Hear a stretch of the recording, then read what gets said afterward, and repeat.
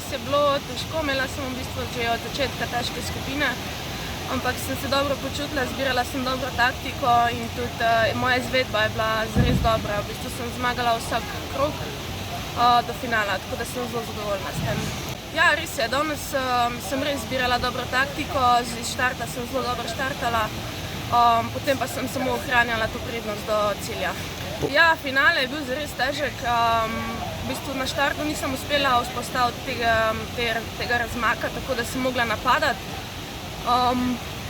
Nekako sem zavzela 4. pozicijo, ki sem jo potem na koncu uspešno branila, tako da sem s tistim zelo zadovoljna, so pa nažalost sodniki videli to kot zelo nevaren kontakt in so mi potem naknadno po nekih 5-10 minutah v cilju, ko sem se že veselila, so mi dosodili to napako, tako da sem na koncu ostala na 4. mestu.